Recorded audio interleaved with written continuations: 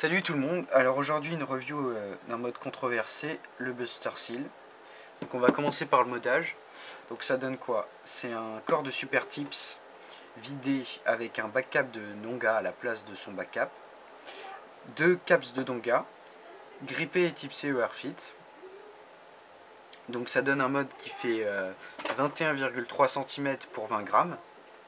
C'est lourd, c'est plus lourd qu'un KT environ. Donc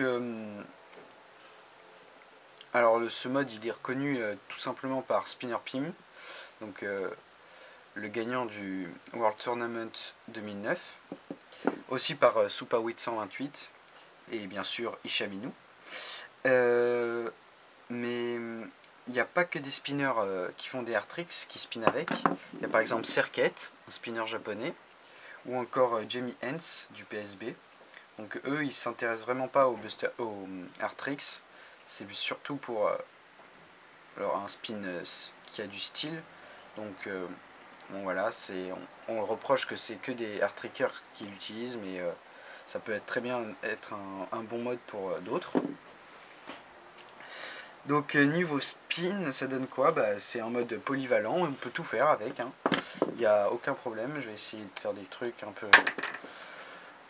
Moi je suis pas très fort, hein, mais hop, tout passe, tac, voilà, bon,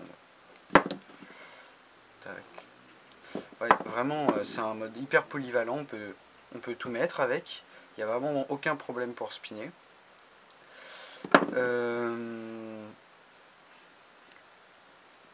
Ouais, voilà, alors il sera peut-être un peu long pour certains, mais non, moi personnellement qui spinne pas très long, il est d'une bonne taille. Le poids est très bien réparti, donc il n'y a pas de problème. Bon, sinon si j'ai des conseils à propos de ce mode, déjà si vous aimez pas le blanc, ou si vous avez un problème avec le blanc, ou si tout simplement vous venez de FPSB, vous pouvez changer le corps en noir par exemple, il y a des Crayola noirs, ou alors vous avez des corps de Color Express. C'est presque pareil que des Super Tips, mais de toutes les couleurs.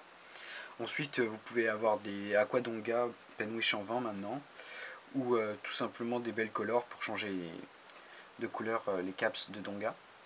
Donc vous pouvez même mettre des gris puis sur les caps de Donga, ou mettre du Chatterton. Franchement il est vraiment customisable, donc vous n'êtes vraiment pas obligé de le prendre en blanc, c'est pas une obligation.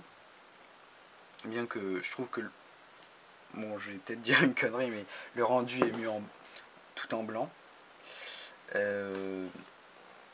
Donc pour les débutants je trouve que ça peut être un bon mode, parce que bon, à 10 €, voilà, ça coûte 10 € un Buster Seal, donc c'est pas très cher, et ça permet de progresser vite. Donc voilà, c'est un mode d'entraînement comme beaucoup disent.